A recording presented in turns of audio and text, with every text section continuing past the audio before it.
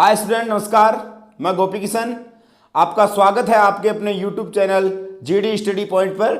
आपके देखिए दो टाइप के क्वेश्चन हो गए थे इस प्रकार के पिछले वीडियो में आपके, और आज देखो उसी टाइप का जो क्वेश्चन है थोड़ा सा अलग है। उनमें हमने धनात्मक पूर्णांक संख्या के विषम का रूप या सम का रूप हमने पढ़ा था, और अब की बार हमने धनात्मक पूर्णांक का वर्ग का रूप सिद्ध करना है कि 3m या 3m+1 के रूप का होता है। और इस क्वेश्चन में आगे कुछ संकेत भी दे रखा है कि जहां पर हम संख्याओं को 3q या 3q+1 या 3q+2 के रूप में मान सकते हैं, वो तो हमें वैसे भी पता है कि यहाँ 3 है तो 3q, 3q+1, 3q+2 ही लेते हैं, और उनके वर्ग का रूप हमें 3m या 3m+1 के रूप का होता है। ये आपके दो ही रूप प्रूव करना है। तो देखिए किस प्रकार से करेंगे हम। आपको पता है इसमें यूक्लिड डिवाइजन, माना एक कोई धनात्मक पूर्णांक है, सेम उसी प्रकार से करते रहेंगे हम। देखो मैं इस क्वेश्चन को आपसे एकदम उसी की जैसा कराऊंगा, आपको लास्ट में थोड़ा सा चेंजिंग करना होगा आपको। माना कि ए कोई धनात्मक पूर्णांक है, माना कि ए कोई धनात्मक पूर्णांक है, तो देखिएगा यदि ए धनात्मक पूर्णांक है तो हम लिख देंगे यूक्लिड विभाजन प्रमेय से। यूक्लिड विभाजन एल्गोरिथम से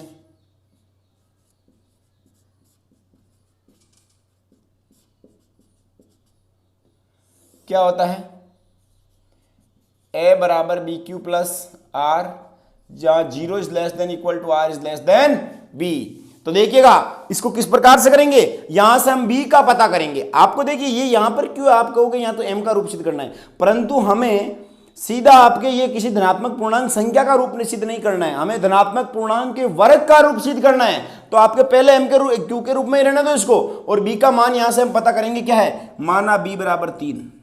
और वैसे इसमें आपके ज्यादा कंफ्यूज होने की जरूरी नहीं है, आपके b बराबर 3q, 3q+1, 3q+2 लेने का क्वेश्चन में भी संकेत के रूप में आगे कहा गया है, तो वहां से भी कर सकते हो आप। तो यहां से इसलिए आपके a का मान क्या हो जाएगा, bq+r, मतलब 3q+r where 0 is less than equal to r is less than b की जी कितना है, 3 है। तो यहां से r का मान क्या आ जाएगा कि r का मान 0 के बराबर हो सकता है या 3 से छोटा होगा, तो यहां पर लिख सकते हैं हम 0, 1, 2। तो यहां से अब देखिए इस क्वेश्चन को हम आगे शुरू करते हैं। तो आगे क्या करेंगे हम, एक बार तो r बराबर 0 पुट करेंगे। देखो अलग अलग कंडीशन है, 3 कंडीशंस। पहली कंडीशन r बराबर 0 रखने पर, r बराबर 0 रखने पर, अब इसमें r बराबर 0 पुट कर दो, इसलिए a बराबर 3q प्लस r की जगह लिख दिया हमने 0। तो या a बराबर 3q, a बराबर 3q, ये हमारे धनात्मक पूर्णांक संख्या का रूप आया a का, परंतु हमें धनात्मक पूर्णांक संख्या का रूप नहीं चाहिए, हमें धनात्मक पूर्णांक संख्या के वर्ग का रूप। तो हमने धनात्मक पूर्णांक a को माना और इस a के वर्ग का रूप ज्ञात करना है हमें, a के वर्ग का रूप सिद्ध करना है हमें। तो a के वर्ग का रूप a² होगा, तो हम क्या करेंगे, दोनों पक्षों का वर्ग करने पर, इसमें दोनों पक्षों का वर्ग करने पर a का वर्ग क्या होगा, a², और 3 का वर्ग 3 का स्क्वायर 9q²। ये हो गया, दोनों पक्षों का हमने क्या कर दिया, वर्ग कर दिया।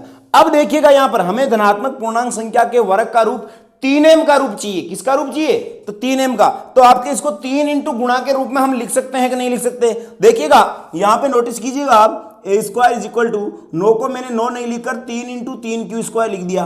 देखिए कुछ फर्क पड़ा गया क्वेश्चन में, 3 और 3 का गुणा कितना होता है, 9 ही होता है, कोई दिक्कत नहीं है आपके। अब आपको ध्यान करना है कि ये आपके q यहां पर पूर्णांक संख्या होती है, 9 पूर्णांक है, और ये पूर्णांक का स्क्वायर है, तो ये पूरी पूर्णांक संख्या है। तो यहां पर ये भी पूर्णांक संख्या है, और किसी पूर्णांक संख्या को हम क्या मान लेंगे, m के रूप में सिद्ध करना है, तो हम इसको m मान लेंगे। माना इस जो पूर्णांक है 3q² को क्या मान लेंगे हम, m। देखिए इसमें इस प्रकार से 3m के रूप में सिद्ध करना है, तो इसको 3m ही लेंगे हम, क्योंकि पूर्णांक है, यहां पर m एक पूर्णांक है, और इस m की अलग अलग कंडीशन में अलग अलग वैल्यू होती है, जिसलिए इस कंडीशन में m की वैल्यू क्या है, यहां पर 3q² हमने रख दी। तो यहां से हो जाएगा, इसलिए a² बराबर 3 और 3q² क्या रख दिया हमने, यहां से m 3m। तो किसी धनात्मक पूर्णांक संख्या के वर्ग का रूप 3m का रूप हुआ कि नहीं हुआ, धनात्मक पूर्णांक संख्या a को मानी और उसका वर्ग का रूप मतलब a² का रूप 3m का रूप आ गया हमारे। उसी प्रकार से इसको हम आगे करेंगे सेकंड सिचुएशन में, r बराबर 0 रख के हमने सोल्व कर लिया। अब हम इसी क्वेश्चन को r बराबर 1 रख के सोल्व करेंगे। आर बराबर 1 रखने पर, आर बराबर यदि इसमें 1 रखेंगे तो क्या आएगा, ए यह आपसे आ जाएगा ए बराबर बी क्यू प्लस आर की जगह 1। बी क्यू क्या है यहां पे, सॉरी, ए बराबर कितना है 3 क्यू प्लस आर की जगह लिख दिया हमने 1। तो यहां से हमारे ये धनात्मक पूर्णांक संख्या का रूप आया है। हमें क्या चाहिए, धनात्मक पूर्णांक संख्या के वर्ग का रूप। वर्ग का रूप है, इसमें भी दोनों पक्षों का क्या करेंगे हम, गुणा करेंगे, सॉरी वर्ग करेंगे। दोनों पक्षों का वर्ग करने पर ए का वर्ग ए स्क्वायर और 3 क्यू प्लस 1 का वर्ग 3 क्यू प्लस 1 का होल स्क्वायर। तो ए स्क्वायर बराबर, यहां पे फॉर्मूला कौन सा लग रहा है, हमारे फॉर्मूला लग रहा है ए प्लस बी का होल स्क्वायर। क्या होता है, ए प्लस बी का होल स्क्वायर। चूंकि we now that A plus B का whole square is equal to होता है A square plus B square plus 2ab। ये फॉर्मूला तो आपको पहले से ही आता होगा, A square plus B square plus 2ab। A square 3 का स्क्वायर, ए स्क्वायर मतलब 3 का स्क्वायर 9, बी का स्क्वायर क्यू स्क्वायर प्लस 1 का स्क्वायर 1 प्लस 2ab, 2 इंटू ए की जगह 3 क्यू इंटू बी की जगह 1। तो यहां से हो गया ए स्क्वायर बराबर 9 क्यू स्क्वायर। और हमें प्लस 1 तो चाहिए, तो इस प्लस 1 को लास्ट में लिखते हैं। 3 और 2 का गुणा कितना होता है 6, 6 और 1 का गुणा 6 क्यू। इस पद को पहले लिख दिया, प्लस 1 को लास्ट में लिख दिया। प्लस 1 को लास्ट में हमने क्यों लिखा, क्योंकि हमें 3m प्लस 1 का रूप चाहिए। किसका रूप चाहिए, 3m प्लस 1 का रूप। तो यहां से ए स्क्वायर 3m प्लस 1 का रूप चाहिए, मतलब गुणा में क्या चाहिए, 3 चाहिए। तो इन दोनों में से 3 गुणा ले सकते हैं हम कॉमन। 3 कॉमन लिया तो क्या बचा, 3 क्यू स्क्वायर प्लस 3 दूना 6, 2 क्यू और प्लस 1। प्लस 1 तो हमें अलग से चाहिए, तो इसको हम कॉमन में आएगा भी नहीं और लेंगे भी नहीं, क्योंकि ये तो प्लस 1 हमें अलग से चाहिए। तो यहां से तो देखिएगा उसी में हम क्या कहेंगे, ये हमारे क्या, ये भी ये पूर्णांक की तो सारी संख्याएं, पूर्णांकों का योग घटाव गुणन, ये क्या होता है, सारी पूर्णांक संख्या प्राप्त होती है। तो ये पूर्णांक संख्या है और पूर्णांक संख्या को हम कुछ भी मान सकते हैं। तो हम इसको मान लेंगे, माना 3 क्यू स्क्वायर प्लस 2 क्यू बराबर m, इसकी जगह m पुट कर देंगे। तो यहां से आ जाएगा, इसलिए ए स्क्वायर बराबर 3 और इसकी जगह m प्लस 1 का 1। तो यहां पर देखिए वापस धनात्मक पूर्णांक संख्या के वर्ग का रूप, उसके स्क्वायर का रूप 3m प्लस 1 के रूप का आया कि नहीं आया। तो देखिए धनात्मक पूर्णांक संख्या के वर्ग का रूप 3m का रूप 3m प्लस 1 का रूप आया। अब आप कहोगे यहां पर r बराबर 2 रखेंगे तो क्या आएगा, अलग आ जाएगा कि भाई r बराबर 0 रखा अगर 3m आ गया, r बराबर 1 गया 3m प्लस 1 आएगा। आपके हिसाब से r बराबर हम 2 रखेंगे तो 3m प्लस 4 आएगा, पर नहीं आएगा। देखिए हम करते हैं इसको भी, r बराबर 2 रखने पर, तीसरी सिचुएशन r बराबर क्या रख देंगे हम, 2 रख देंगे और r बराबर 2 इसमें रखेंगे तो यहां से आएगा a बराबर 3q प्लस r की जगह 2। तो यहां पे दोनों संख्या का क्या कर देंगे, वर्ग कर देंगे। वर्ग करने पर, वर्ग करेंगे तो a का वर्ग a स्क्वायर और 3q का वर्ग 3q प्लस 2 का होल स्क्वायर। तो देखिएगा उसको हम उसी हिसाब से आगे करेंगे। इसको यहां कर रहा हूं मैं, इसको देखिएगा आराम से। a का स्क्वायर बराबर वही फॉर्मूला लग रहा है, वापस ये वाला फॉर्मूला इसमें यूज हो रहा है। a प्लस बी का होल स्क्वायर क्या होता है, a स्क्वायर मतलब 3q का स्क्वायर प्लस बी स्क्वायर 2 का स्क्वायर प्लस 2ab, 2 इंटू ए की जगह 3q इंटू बी की जगह 2। तो देखिएगा यहां से ए स्क्वायर 3 का स्क्वायर 9, क्यू का स्क्वायर क्यू स्क्वायर प्लस 2 का स्क्वायर 4 प्लस 3 दूनी 6, 6 दूनी 12 क्यू। अब हमें क्या चाहिए, यहां पर 3m का रूप चाहिए या 3m प्लस 1 का चाहिए। तो देखिए इसके हिसाब से मैं 3m प्लस 1 के रूप ला सकता हूं। कैसे ला सकते हैं हम, देखिएगा यहां पर ए स्क्वायर बराबर 9q स्क्वायर, इसको मैंने यहां लिख दिया, प्लस 12q को मैंने यहां लिख दिया, प्लस जो ये 4 बचा है, इस 4 को 4 नहीं लिखकर 3 प्लस 1 लिख सकते हैं, नहीं लिख सकते हम। 4 को हम 3 प्लस 1 के तो कोई दिक्कत है क्या, 4 बराबर 3 प्लस 1 एक ही बात है। अब देखिए प्लस 1 का रूप आ रहा है कि नहीं आ रहा है, और हमें क्या चाहिए, प्लस 1 का रूप आ गया तो 3m, m चाहिए, 3 गुणा में चाहिए इसके। तो हम लिख देंगे यहां, इन तीनों में हम के 3 कॉमन ले लेंगे, तीनों में कॉमन लेना है क्योंकि प्लस 1 तो हमें चाहिए अलग से। तीनों में 3 कॉमन ले लिया तो क्या बचेगा, 3 तरी 9, 3q स्क्वायर प्लस 3 चौक 12, 4q प्लस 1, 3 कॉमन ले लेंगे, एक बचेगा प्लस 1। अब जो ये सारा मैटर है ये आपका क्या है, पूर्णांक है, और इस पूर्णांक को हम कुछ भी मान सकते हैं। मैंने कहा ना आपके पूर्णांक की कंडीशन m की वैल्यू अलग अलग जगह अलग अलग मानेंगे हम। यहां पर m की वैल्यू ये मान ली, यहां पर m की वैल्यू ये मान ली, वहां पर m की वैल्यू वो मानेंगे हम। तो हम मान लेंगे माना, क्योंकि हमें ये प्रूव करके लाना है, माना 3q² प्लस 4q प्लस 1 बराबर m, इसलिए a² बराबर 3 और इसकी जगह m लिख देंगे प्लस 1। ये आपका इक्वेशन नंबर 3। तो देखिएगा किसी भी धनात्मक पूर्णांक संख्या के वर्ग का रूप, उसके स्क्वायर का रूप, 3m का रूप या 3m प्लस 1 का रूप या 3m प्लस 1 का रूप, मतलब 3m या 3m प्लस 1 का रूप प्राप्त हुआ कि नहीं हुआ। तो हम लिख देंगे चूंकि समीकरण 1, 2 व 3 से, समीकरण 1, 2 व 3 से, अतः किसी धनात्मक पूर्णांक संख्या के वर्ग का रूप, अतः किसी धनात्मक पूर्णांक के वर्ग का रूप 3m या 3m प्लस 1 के रूप का होता है।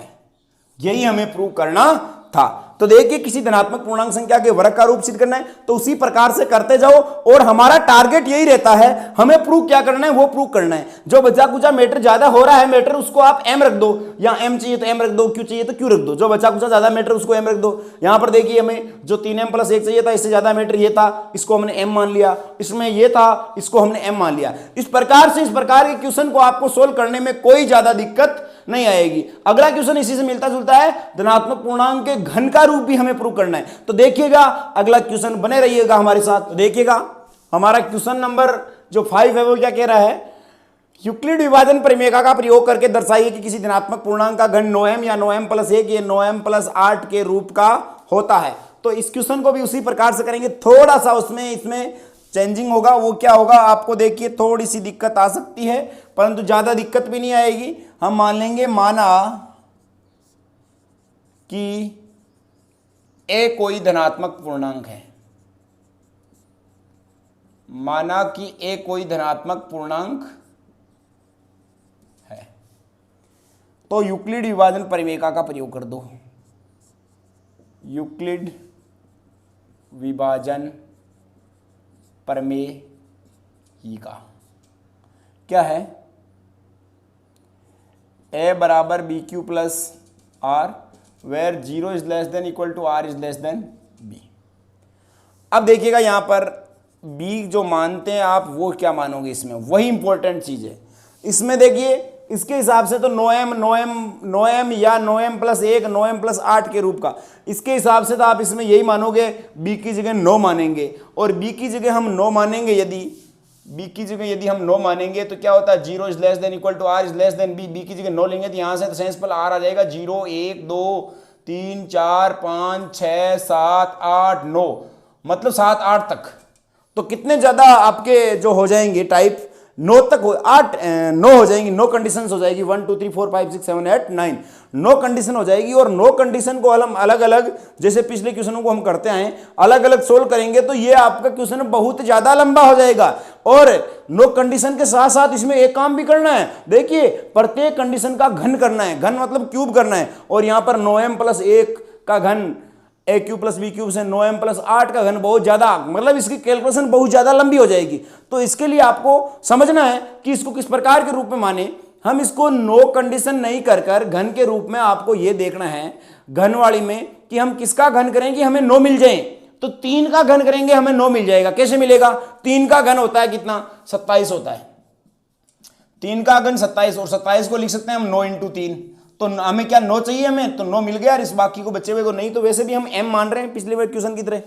तो देखिएगा इस प्रकार के क्वेश्चन में घन का रूप है तो उसका आपको अभाज्य गुणन करके टुकड़े देखिए, टुकड़ा छोटे से छोटा टुकड़ा लो इसका, जैसे इसका टुकड़ा 3 होता है, और उसका घन करो कि हमें यह मिल रहा है कि नहीं मिल रहा है। यदि हमें यह मिल रहा है तो हम वही छोटी से छोटी संख्या लेंगे घन वाली कंडीशन में, ताकि हमारा ये क्वेश्चन सिंपल हो जाए, थोड़ा इतना बड़ा नहीं रहेगा। और हमें पता है जब हम b 3 मान लेंगे तो आपके 3 का क्यूब 27 होता है, 27 को हम 9 × 3 लिखते हैं तो हमारा 9 तो प्राप्त हो ही रहा है हमें। और आपके क्या है कि 3 अगर b का मान लेंगे तो हमें कंडीशन केवल 3 ही कंडीशन सोल्व करनी होगी, 0 वाली, 1 वाली और 2 वाली। तो हम मान लेंगे, माना b बराबर क्या मान रहे हैं हम 3, इसलिए a का मान क्या आ रहा है b क्यू मतलब 3q plus r, where 0 is less than equal to r is less than, b की जगह क्या रख रहे हैं हम 3 रख रहे हैं। तो देखिए b की जगह 3 रखेंगे तो ये क्वेश्चन आगे सोल्व क्या होगा, कंडीशन r की कंडीशन क्या मिलेगी हमें, b की जगह 3 रखा तो r की कंडीशन r बराबर 0 भी रख सकते हैं, 1 भी रख सकते हैं और 2 भी रख सकते हैं। तो अब तीनों कंडीशंस को हम अलग अलग सोल्व करते हैं। तो देखिएगा सोल्व कैसे होगी ये।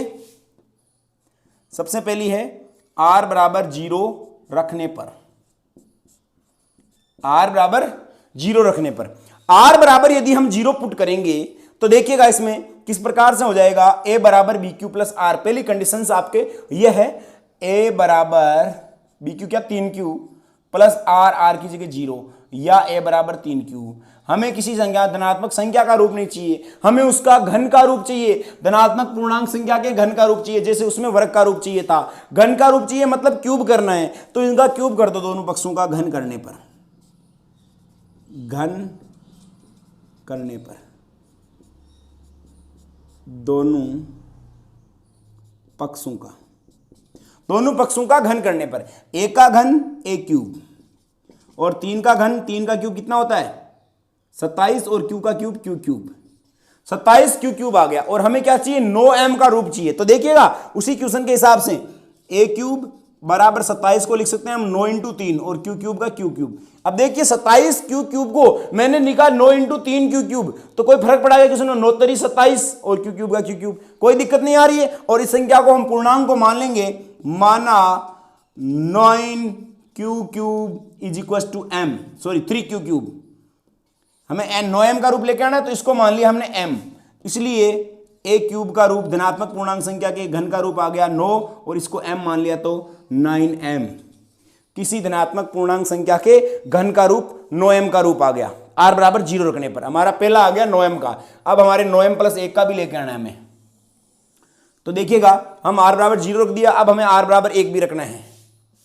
सेकंड सिचुएशन में r बराबर 1 रखने पर, और यदि इसमें हम r बराबर 1 रखेंगे, r बराबर 1 रखेंगे तो क्या हो जाएगा, a बराबर 3q प्लस 1,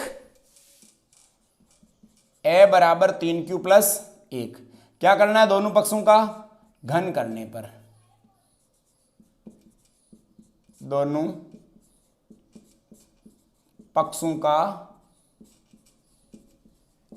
घन करने पर। अब देखिए इधर वाले का घन करेंगे, एक का घन क्या हो जाएगा a क्यूब, और इधर वाले का घन 3q प्लस 1 का क्यूब, और हमें पता है a प्लस बी के होल क्यूब का फॉर्मूला क्या होता है, a cube plus B cube plus 3a² b plus 3ab²। ये फॉर्मूला ध्यान रखना है, a cube a plus B का होल क्यूब का फॉर्मूला होता है a cube plus B cube plus 3a² b plus 3ab², इसको याद रखना है। और इसके हिसाब से क्या हो जाएगा यहाँ पर a क्यूब, देखिए थोड़ा लेंथी होगा, थोड़ी इंक डाल लेता हूं मैं बीच में, इंक डालना कोई बुरी बात नहीं है भाई।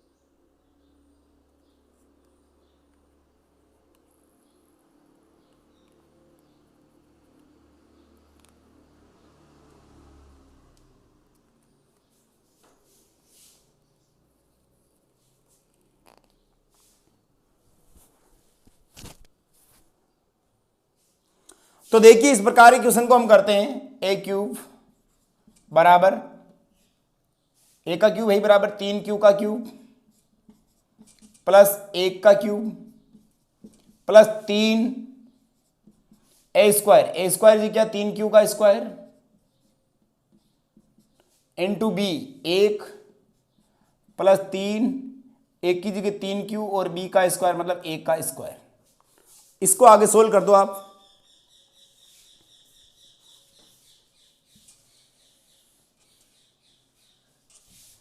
तो देखिएगा इसके आगे आपको किस प्रकार से करना है, इसलिए ए क्यूब बराबर सबसे पहले पद का क्यूब 3 क्यू का क्यूब प्लस बी क्यूब 1 का क्यूब प्लस 3 ए स्क्वायर मतलब 3 क्यू का square into B 1 plus 3 A square B 3 A B square 3 Q into B square मतलब 1 का स्क्वायर। इस प्रकार से इसको आगे सोल्व कर दो आप। 3 का क्यूब 27 क्यू क्यूब 1 का क्यूब 1 आ जाएगा हमारे 3 का क्यूब 3 इंटू 3 का स्क्वायर 9 और क्यू स्क्वायर 1 का गुणा करेंगे तो यही आ जाएगा वापस 3 और 3 का गुणा 9 क्यू इंटू 1 का स्क्वायर करेंगे तो यही आएगा। अब देखिएगा आगे हमें क्या चाहिए 9m प्लस 1 का रूप चाहिए, तो ये हमारे जो प्लस 1 है इसको हम लिख देते हैं कहीं आगे, बाकी सबको इधर लिख दो। ए क्यूब बराबर 27 क्यू स्क्वायर क्यू क्यूब ही होगा, फिर स्क्वायर कैसे होगा 27 क्यू क्यूब प्लस इसका 9 तरी 27 Q square plus 9 Q plus 1, इस प्लस 1 को लिख दिया लास्ट में, आखिर में लिख दिया। तो क्या बचा देखिएगा, हमें क्या लाना है 9m प्लस 1 का रूप जाना है, तो प्लस 1 आ गया। अब हमें क्या चाहिए 9m, 9 चाहिए गुणा में, तो 9 आपको कॉमन लेना पड़ेगा। इनमें 9 कॉमन लेंगे 9 तरी 27 3 Q cube plus 3 Q square plus 9 common लिया तो 1 बचा प्लस 1, और जो आपका यह बचा है जो हमें नहीं चाहिए इसकी जगह हमें m चाहिए, तो इसको क्या पुट कर देंगे हम, इस पूर्णांक को m मान लेंगे। माना 3 Q cube plus 3 Q square plus 1 बराबर m, इसलिए ए क्यूब बराबर 9 और इसको क्या लिख देंगे m प्लस 1, 9m प्लस 1 का रूप आ गया। ये एक सेकेंड कंडीशन आ गई हमारी, किसी धनात्मक पूर्णांक संख्या के घन का रूप सेकेंड कंडीशन आ गई। अब हम r बराबर 0 रख दिया, r बराबर 1 रख दिया, अब लिखेंगे हम r बराबर 2 रखने पर, यही रख लेते हैं r बराबर 2 रखने पर। और यदि हम इसमें r बराबर 2 रख रहे हैं तो क्या हो जाएगा a बराबर 3 क्यू प्लस 2, क्या कर देंगे दोनों पक्षों का घन करने पर, और दोनों पक्षों का यदि हम घन करेंगे तो किस प्रकार से होगा, a का घन a क्यूब, इसलिए a का घन a क्यूब, और इसके बाद में इधर क्या है 3 क्यूब प्लस 2 का क्यूब, a क्यूब बराबर a cube plus b cube plus 3 A square B plus 3 A B square. इसको कर रहे हैं हम सोल्व, तो देखिए कैसे होगा, a क्यूब 3 का क्यूब 27 क्यू क्यूब प्लस 2 का क्यूब 8 प्लस 3 इंटू 3 का स्क्वायर 9 और Q square into 2 plus 3 into 3 Q into 2 का स्क्वायर 4। इसको आगे सोल्व कर रहे हैं हम, a क्यूब बराबर 27 क्यू क्यूब। अब देखिए इस 8 को मैं लिखूंगा लास्ट में, क्योंकि हमें क्या चाहिए 9m प्लस 8 का रूप चाहिए, 8 को लास्ट में लिखते हैं तो इधर क्या हो गया 9 तरी 27 क्यू स्क्वायर प्लस 9 तरी 27 27 2 54 क्यू स्क्वायर होगा 54 क्यू स्क्वायर प्लस 3 तरी 9 9 चौक 36 क्यू और प्लस 8 लास्ट में लिख दिया। तो इसको हमने इस प्रकार से सोल्व कर दिया। प्लस 8 का रूप चाहिए हमें, 9 कॉमन चाहिए तो 9 कॉमन ले लो, a क्यूब बराबर 9 कॉमन ले लिया तो क्या बचा 9 तरी 27 3 क्यू क्यूब प्लस 9 छंगा की 54 6 क्यू स्क्वायर प्लस 9 चौक 36 4 क्यू प्लस 8।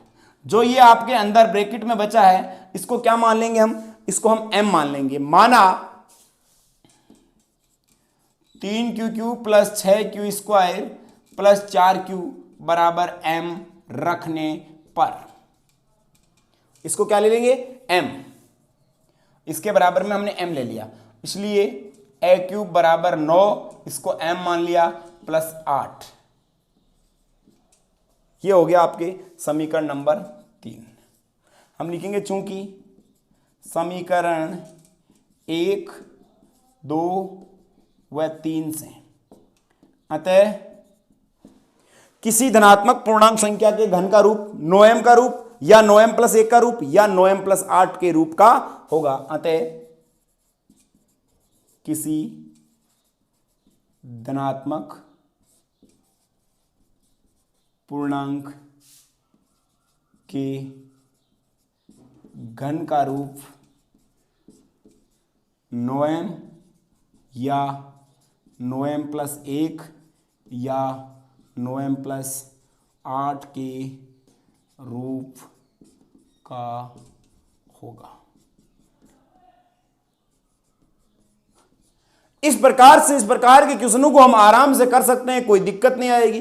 तो देखिएगा, आज के वीडियो में हमने यूक्लिड विभाजन प्रमेयिका का प्रयोग करके धनात्मक पूर्णांक संख्या के वर्ग का रूप और धनात्मक पूर्णांक संख्या के घन का रूप प्रूव करने का, ये जरूरी नहीं इस प्रकार का आपके 3 मान के किया, हमने यहाँ 4 मान के भी कर सकते हैं, तो फिर 4 का स्क्वायर छोड़ा, यहाँ 8 से संबंधित कुछ आ सकता है। इस प्रकार है कोई क्वेश्चन और हो उनको भी कर सकते हैं, बट आपके ये दोनों क्वेश्चन बड़े अच्छे क्वेश्चन थे। तो इस प्रकार से आशा करता हूं आप सबको समझ में आए होंगे। इसका उदाहरण नंबर 4 बचा हुआ है और आपका वो है, एक मिठाई विक्रेता के पास 420 काजू की बर्फियां और 130 बादाम की बर्फियां हैं। वह इसकी ऐसी ढेरियां बनानी चाहती है कि प्रत्येक ढेरी में बर्फियों की संख्या समान रहे। ये ढेरियां बर्फी की पारात में न्यूनतम स्थान घेरें। इस काम के लिए प्रत्येक ढेरी में कितनी बर्फियां रखी जा सकती है? बर्फियां काजू की, बादाम की, बर्फियां ही बर्फियां हैं भाई। देखिए तो इस बर्फियों को किस प्रकार से करेंगे, इस प्रकार का एक क्वेश्चन बताने जा रहा हूं मैं आपको। इससे पहले कि आपके यदि 4, देखो छोटा सा क्वेश्चन करते हैं, 12 काजू की बर्फी जैसे मैंने ले ली और 8 ले ली जैसे मैंने बादाम की बर्फी, और इस काजू और बादाम की बर्फी, अब मैं इसको इसी प्रकार से कह दूं कि इन बर्फियों को आपको एक ढेरी के रूप में पंक्तिबद्ध तरीके से रखनी है और इस प्रकार से रखनी है कि आपके बर्फियों की संख्या प्रत्येक ढेरी में, प्रत्येक इस प्रकार से ढेरी बनाएंगे 1 2 3 4, ढेरी में बर्फियों की संख्या समान भी रहे और परात में बर्फियों की संख्या आपके कम से कम स्थान परात में घेरें इस प्रकार से। तो देखिए इस क्वेश्चन को मैं कैसे कर सकता हूं। काजू की बर्फियों को मैं ऐसे रख सकता हूं, 2 काजू 2 काजू 2 काजू 2 काजू 2 काजू, 1 2 3 4 5 6, ये 12 काजू रख दिए। प्रत्येक ढेरी में पंक्तियों की संख्या 2 2 है, बर्फियों की संख्या 2 2 है, समान है। और बादाम उसी प्रकार से 8 है, 1 2 3 4 बादाम रख दिए, परंतु ये स्थान कितना घेरा है पारात में, उसने इतना घेरा है। अब मैं 2 नहीं रखकर प्रत्येक पंक्ति में, प्रत्येक ढेरी में 3 3 बर्फियां रखूं, 3 3 3 6 बर्फी। बट क्योंकि हम इसके ऊपर बर्फी नहीं रख सकते, क्यों नहीं रख सकते? क्योंकि काजू की बर्फी और बादाम की बर्फियों को अलग अलग भी रखना है। तो 3 3 6 2 8 रखा, तो ये हमारा हो नहीं सकता, क्योंकि इनको तो हम 3 3 3 जो आपके 8 है उनको, सॉरी 12 को तो 3 3 3 और 3, 12 बर्फियों को तो इस प्रकार रख दिया, पर 8 बर्फियां हैं बादाम वाली, उनको इसी प्रकार से रखना पड़ेगा, 3 3 और 2। और ये स्थान तो कम घेर रही है, पर इसमें क्या है कि ये काजू की बर्फियां तो पूरी 12 आ रही है, पर बादाम की बर्फियां इनमें 3 है, इनमें 3 है, इसमें 2 ही है, तो ढेरियों में बर्फियों की संख्या समान नहीं है। अब देखो इन्हीं को मैं 4 4 के रूप में रखूं, काजू की 4 बर्फी, 4 4 4 3 12 बर्फी हो गई, और वापस बादाम की ये 4 बर्फी, ये 4 बर्फी। तो देखिए न्यूनतम स्थान घेर रही है। इससे अधिक बर्फियां हम 5 रखेंगे, 6 रखेंगे, ऐसा नहीं होगा, क्योंकि 6 रखेंगे तो आपके 6 की ढेरी हो जाएगी, काजू की 2 ढेरियां हो जाएगी, पर 6 से आपके बादाम की दूसरी ढेरी पूरी नहीं होगी। इसलिए हमें अधिकतम ढेरी यही आएगी कि प्रत्येक ढेरी में बर्फियों की संख्या कितनी रखनी होगी, 4 रखनी होगी, और उससे आपके परात में न्यूनतम स्थान घेरेगी। अब देखिए इस क्वेश्चन को, ये तो हमारा सीधी हम क्वेश्चन को समझकर सीधी विधा से करते हैं, तो इस प्रकार से करते हैं, बट इसको हमें क्वेश्चन के हिसाब से समझना है, इसको किस प्रकार से करना है, इस क्वेश्चन में पकड़ करनी है कि इसमें एचसीएफ ज्ञात करना है या एलसीएम ज्ञात करना है, इसके लिए आपको क्वेश्चन को समझना होगा। अब देखिए क्या कह रहा है, एक मिठाई विक्रेता के पास 420 काजू की बर्फियां और 130 बादाम की बर्फियां हैं। वह ऐसी कितनी ढेरियां बनाना चाहती है कि प्रत्येक ढेरी में बर्फियों की समान संख्या रहे। देखो प्रत्येक ढेरी में बर्फियों की संख्या समान रहे। अभी बनाई थी ना, प्रत्येक ढेरी में बर्फियों की संख्या क्या रहे, समान रहे, तथा ढेरियां बर्फी की पारात में न्यूनतम स्थान घेरे। देखो ये वर्ड बहुत ज्यादा आपको कह रहा है, बहुत कुछ कह रहा है कि आपके बर्फी परात में न्यूनतम स्थान घेरे। तो बर्फी परात में, परात जो ये नीचे आपके परात पड़ी है, इसमें न्यूनतम स्थान कैसे घेरेगी? न्यूनतम स्थान तो आपके यही घेरेगी, जैसे बर्फियों की संख्या को हम ज्यादा से ज्यादा, एक ढेरी में ज्यादा से ज्यादा बर्फियां जचाएंगे तो न्यूनतम स्थान घेरेगी वो। तो ज्यादा से ज्यादा मतलब अधिकतम के लिए है ये, अधिकतम बर्फियां ज्ञात करनी है आपको, अधिकतम। देखो यहां पर न्यूनतम का मतलब अधिकतम, ये कैसे हुआ आपको दिखेगा कि इसमें हमें न्यूनतम बर्फियों की संख्या ज्ञात नहीं करनी है, ये तो ज्ञात करना है न्यूनतम परात में स्थान घेरना चाहिए। तो न्यूनतम परात में स्थान बर्फियां कैसे घेरेगी? जब बर्फियों को हम एक के ऊपर एक अधिकतम दर्शाएंगे, अधिकतम बर्फियां सेट करेंगे ऊपर से ऊपर, तो आपके परात में न्यूनतम स्थान घेरेगी। तो आपके परात में न्यूनतम स्थान कब घेरेगी? जब हम अधिकतम बर्फियां ज्ञात करेंगे कि एक पंक्ति में अधिक से अधिक कितनी पंक्तियां रखी जा सकती है, और बर्फियों की संख्या प्रत्येक ढेरी में क्या रहनी चाहिए, समान भी रहनी चाहिए। इसके मद्देनजर रखना है। तो समान मतलब उभयनिष्ठ, अधिकतम मतलब अधिकतम। तो हाईएस्ट कॉमन फैक्टर, महत्तम समापवर्तक, अधिकतम मतलब महत्तम आपके, और उभयनिष्ठ मतलब हाईएस्ट कॉमन समापवर्तक। तो देखिए इसका मतलब है ये एचसीएफ ज्ञात करने का बोल रहा है, अधिकतम के लिए एचसीएफ आता है आपका। तो इनसे आपको ये लग रहा है, हम लिखेंगे चूंकि काजू की बर्फियां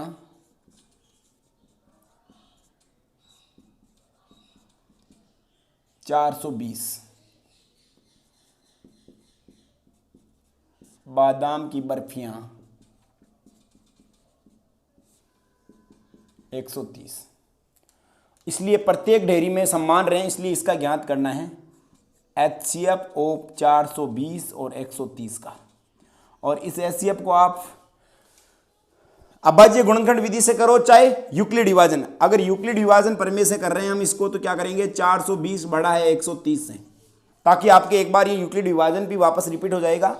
तो हम बड़ी वाली संख्या को क्या मानते हैं, ए मानते हैं। माना ए बराबर 420 व बी बराबर 130 यूक्लिड विभाजन से, यूक्लिड विभाजन से।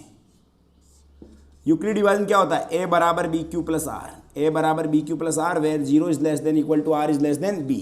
तो देखिए ए भाग किसमें दे रहे हैं हम, 420 में, किसका दे रहे हैं, बी। बी क्या है यहाँ पर 130, 13 2 26, 13 39, 390 होता है, और 420 में से 390 निकालेंगे तो क्या बचेगा 30। हम लिखेंगे चूंकि r is not equal to 0, r बराबर 0 प्राप्त नहीं हुआ, और r बराबर 0 प्राप्त नहीं हुआ तो पुनः भाग किसमें देंगे, a बराबर 130, जो पिछली बार भाग दिया वो की बार a होगा, वह b बराबर कितना होगा 30। अब वापस इसमें यूक्लिड विभाजन पर में लगा दो, a बराबर बी क्यू प्लस आर, ए क्या है 130 बराबर 30 इंटू 30 का भाग 130 में 30 चौक 120, सेंसपल कितना बचेगा 10 बचेगा। अब देखिएगा वापस चूंकि r is not equal to 0, r is not equal to 0, तो देखिएगा पुनः आपके क्या ले लेंगे यहां पे a बराबर जो आपका, अब इसमें आगे हम किस प्रकार से करेंगे, a बराबर किस क्या रख देंगे इसमें 30 व b बराबर 10।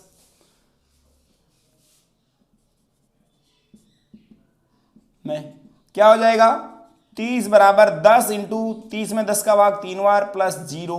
हम लिखेंगे चूंकि r बराबर 0 प्राप्त हो रहा है, अतः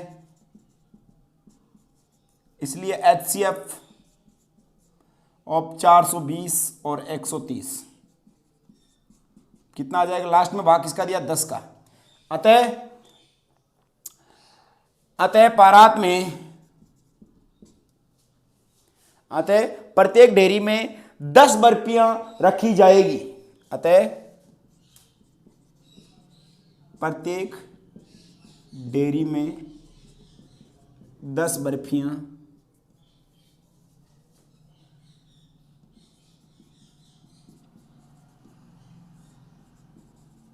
रखनी होगी, प्रत्येक डेयरी में 10 बर्फियां रखनी होगी। अच्छा अब देखिए इस क्वेश्चन को इतना लंबा तो मैंने इसलिए करवाया है कि आपको यूक्लिड विभाजन प्रमेय का एक बार वापस रिवीजन हो गया, इसलिए हमें तो 420 और 130 के केवल और केवल हमें एचसीएफ से मतलब था। इस क्वेश्चन को यहां से आप एकदम शॉर्ट छोटा करना चाहो तो 420 और 130 का आपके एचसीएफ भी निकाल सकते हो। आप 420 का अभाज्य गुणनखंड विधि से यदि एचसीएफ निकालोगे तो 420 का अभाज्य गुणनखंड क्या होता है, 2 का 210, 2 का 155, सॉरी 2 का हो जाएगा 2 एकम 2, 105, वापस 3 का 3 तरी 9, 35, वापस 5 का 7 बार, 7 का 1 बार।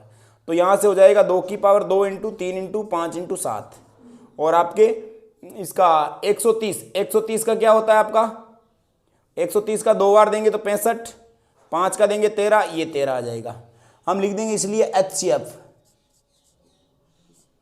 420 और 130 का जो उभयनिष्ठ कोवर, 2 की अधिकतम पावर, कॉमन पावर 2 की अधिकतम कॉमन पावर कितनी है, 2 ही है केवल, क्योंकि यहां पर 2 की पावर 2 बार है, यहां पर 1 बार है, और हमें उभयनिष्ठ पावर ढूंढनी होती है 2, और 5 की उभयनिष्ठ पावर कितनी है दोनों जगह, 1 है, तो 2 इंटू 5 मतलब 10, एचसीएफ 10। हालांकि इसको इस प्रक्रिया से नहीं कर ये तो यूक्लिड विभाजन प्रमेय से था, यूक्लिड विभाजन से एचसीएफ ज्ञात करना था, इसलिए लंबा हुआ।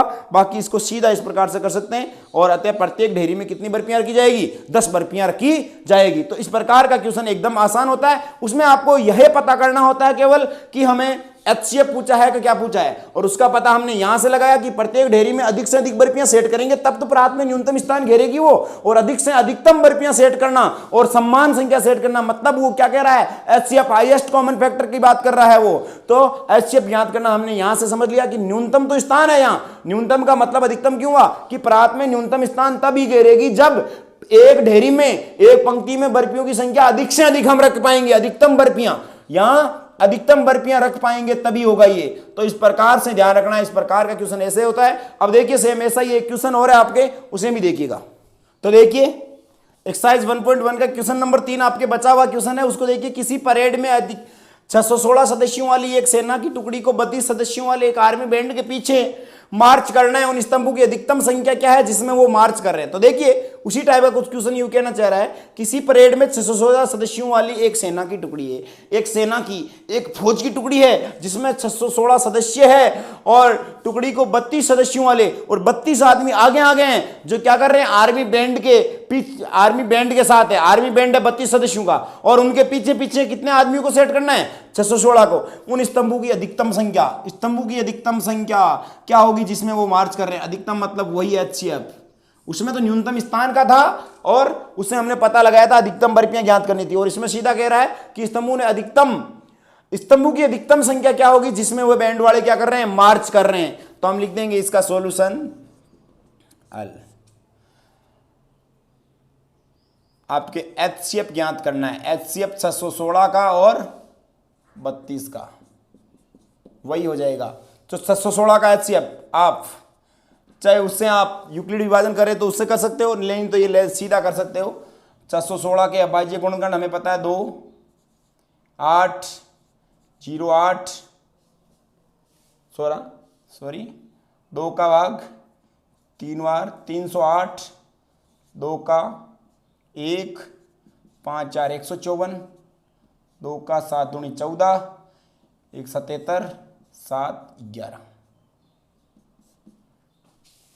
ये हो जाएगा 2 की पावर 3 है इंटू 7 है इंटू 11 है, और 32 2 की पावर कितना होता है, 5 होता है, विनाउ दैट हम जानते हैं 2 की पावर 5 कितना होता है, 32 होता है।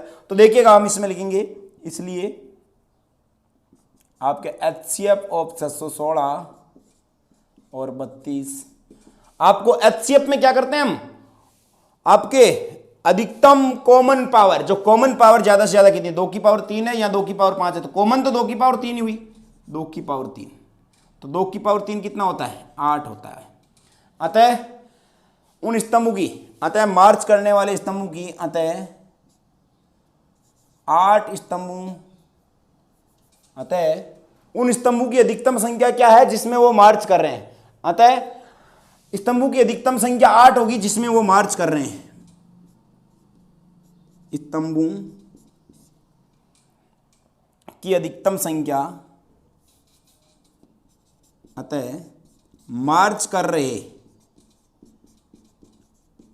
स्तंभों की